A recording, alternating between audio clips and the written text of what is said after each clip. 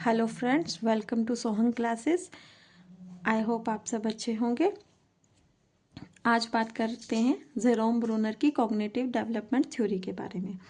Jerome Bruner एक cognitive constructivist थे और जिनका मानना था कि कॉग्निटिव डेवलपमेंट थिंकिंग, एक्सपीरियंस और ट्रेनिंग से अराइज होती है। तो उसके लिए उन्होंने कहा कि लर्निंग जो होती है वो एज अप्रोप्रिएट नहीं होती है। आप किसी भी बच्चे को अगर कुछ भी सिखाना चाहते हैं तो आप किसी भी एज में सिखा सकते हैं, चाहे वो टॉपिक कितना भी कॉम्प्लेक्स क्यों ना हो। लेकिन आपके जो सिखाने का तरीका है, रिप्रेजेंटेशन का तरीका है, वो इनएक्टिव, आइकॉनिक और सिंबॉलिक तरीके से होना चाहिए।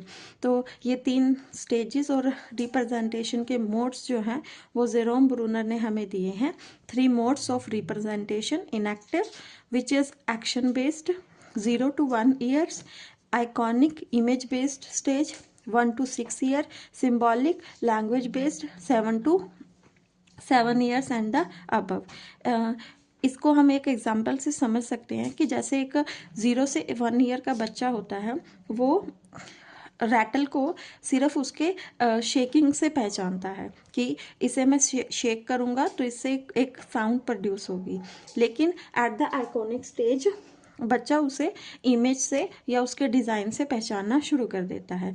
और एट द सिंबॉलिक स्टेज जब वो 7 इयर्स का हो जाता है तो वो उसको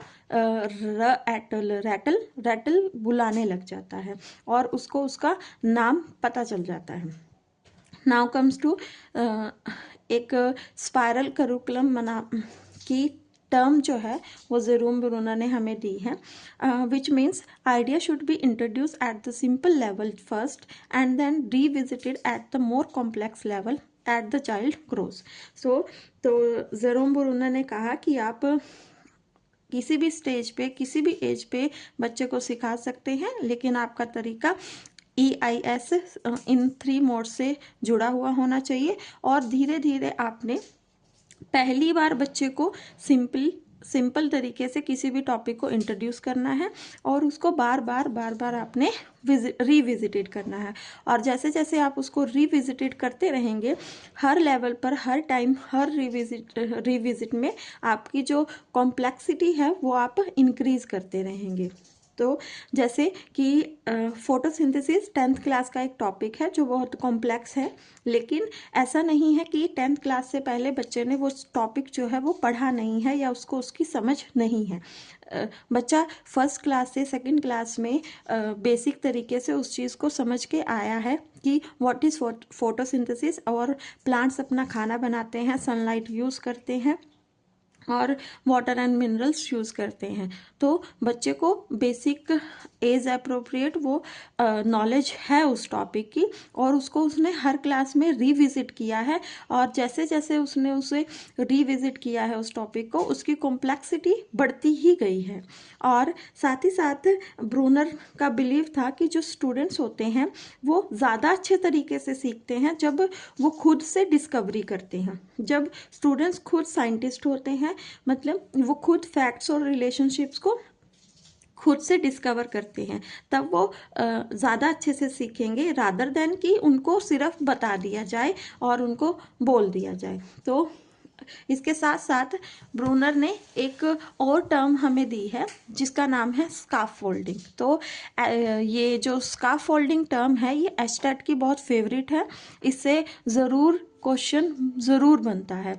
और it refers to the temporary support a teacher provides to a student to help them to master a task. So Jerome Bruner ने कहा कि बच्चा डिस्कवरी करेगा तो ज़्यादा अच्छे से सीखेगा, but sometime if a student is feeling some task are difficult, तो टीचर उन्हें टेम्परेरी हेल्प या सपोर्ट जो है वो प्रोवाइड कर सकते हैं, जिससे बच्चे की प्रॉब्लम जो है वो दूर हो जाए। जैसा कि हम एग्जांपल ले सकते हैं, जब हम किसी बच्चे को साइकिल सिखाते हैं तो हम उसे पीछे से सपोर्ट देते हैं ताकि बच्चे को एक बिलीव रहे कि कोई मेरे साथ है। लेकिन जैसे जैसे बच्चा खुद से साइकिल चलाना शुरू कर देता है, हम धीरे धीरे उस सपोर्ट को हटा लेते हैं। तो एक टीचर का जो रोल है वो भी यही है तो इसी रोल को हम स्काफ फोल्डिंग कहते हैं कि हम बच्चे को सपोर्ट प्रोवाइड करेंगे और धीरे धीरे उस सपोर्ट को, जब बच्चा उस चीज़ को मास्टर करना शुरू कर देगा तो हम उस धीरे धीरे उस सपोर्ट को हटा लेंगे उसके पास से। एस्टेट में जो कुछ कीवर्ड्स रहते हैं जो डिफ़िकल्ट क्वेश्चंस को समझने में हमारी मदद करते हैं कि ये पर्टिकुलर क्वेश्चन जो है वो मुझे समझ नहीं आ रहा है, लेकिन ये किस थ्योरी से बिलोंग करता है। तो डिस्कवरी लर्निंग कि स्टूडेंट को डिस्कवर होना चाहिए, इंट्यूटिव थिंकिंग, अपनी समझ की बात की जाए, या स्काफोल्डिंग की बात की जाए कि बच्चे को सपोर्ट प्रोवाइड करना है, कैटेगराइजेशन की बात की जाए, या स्पायरल करिकुलम की बात की जाए। तो ये सारी टर्म्स जो हैं वो हमें हिंट्स देती हैं कि ये क्वेश्चन जो है वो पर्टिकुलरली जेरोम ब्रूनर की थ्योरी से जुड़ा हुआ है।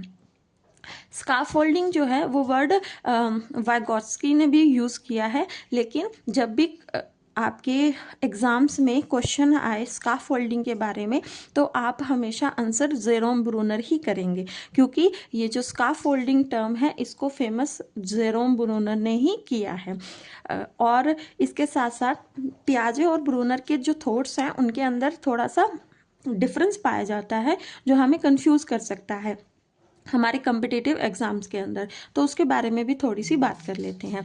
जैसे कि पियाजे जो हैं वो कहते थे कि कोई भी चीज़ सीखने के लिए बच्चे को रेडी होना ज़रूरी है, और मीन्स बायोलॉजिकली उसका जो है रेडी होना ज़रूरी है। मीन्स अगर मुझे कोई कॉम्प्लेक्स टॉपिक सिखाना है बच्चे को तो उसकी एक पर्टिकुलर एज होती है कि मैं इस एज में इस टॉपिक को सिर्फ इतना ही सिखा सकता हूँ, या ये टॉपिक इस एज में सिखा सकता हूँ और इसे कोई और टॉपिक है वो बड़ी एज में सिखा सकते हैं। लेकिन ब्रूनर ने कहा ऐसा नहीं होता, उसने उसको अपोज किया है। ब्रूनर ने कहा you can teach anything if you adopt the method of EIS, inactive, iconic और सिंबॉलिक।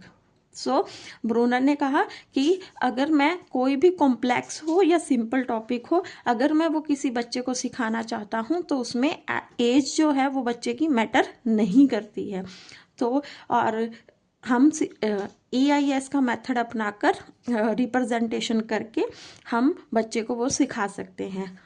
एज मैटर नहीं करती, हमारा सिखाने का तरीका मैटर करता है, ब्रूनर का कहना ये था।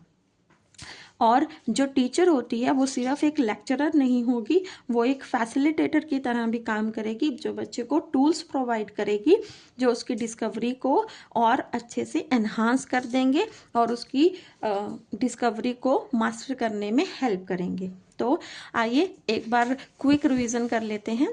जेरोम ब्रूनर एक कॉग्निटिव कंस्ट्रक्टिविस्ट है। उन्होंने कहा कॉग्निटिव डेवलपमेंट जो है वो थिंकिंग, एक्सपीरियंस और ट्रेनिंग से अराइज होती है। और उन्होंने कहा कि अगर मैं किसी बच्चे को सिखाना चाहता हूँ तो एज मैटर नहीं करती, रिप्रेजेंटेशन का तरीका जो है वो मैटर करता है। तो हम EIS का जो एक तरीका उन्होंने दिया वो हम यूज़ कर सकते हैं। इनएक्टिव जो है वो एक्शन बेस्ड होता है, आइकॉनिक स्टेज जो है इमेज बेस्ड होती है, और सिंबॉलिक जो है वो लैंग्वेज बेस्ड होती है। और उन्होंने कहा कि सिखाने के बाद हमने पहले बच्चे को सिंपल लेवल पर सिखाना है और धीरे धीरे उसको कई बार रिविजिट करना है, और जब जब हम उसे रिविजिट करेंगे तो हम उसकी कॉम्प्लेक्सिटी को बढ़ाते जाएंगे। जैसे कि पहली बार इजी तरीके से बताया, अब नेक्स्ट सेकंड टाइम मैं उसकी कॉम्प्लेक्सिटी को थोड़ा सा इंक्रीज कर दूंगी। इन शॉर्ट हम कह सकते हैं revisiting the topic again and again and with the increasing complexity. और उन्होंने कहा कि स्टूडेंट्स जो हैं वो साइंटिस्ट हैं, और पियाजे ने कहा था कि स्टूडेंट्स लिटिल साइंटिस्ट हैं। तो अगर एग्जाम में आए साइंटिस्ट तो आप कहेंगे कि जेरोम ब्रूनर ने कहा स्टूडेंट एक साइंटिस्ट है। अगर एग्जाम आपको कहे कि किसने स्टूडेंट को लिटिल साइंटिस्ट कहा, तब आप आंसर पियाजे करेंगे। और स्टूडेंट्स जो हैं वो डिस्कवरर होते हैं, साइंटिस्ट होते हैं। और उसके बाद उन्होंने हमें टर्म दी स्काफोल्डिंग जो जेरोम ब्रूनर से जुड़ी हुई है, जिसका मतलब है if it is refer to the temporary support a teacher provides to a student to help them to master a task. उसके बाद हमने कुछ कीवर्ड्स किए, discovery, learning, intuitive thinking and scaffolding, categorisation, spiral curriculum etc.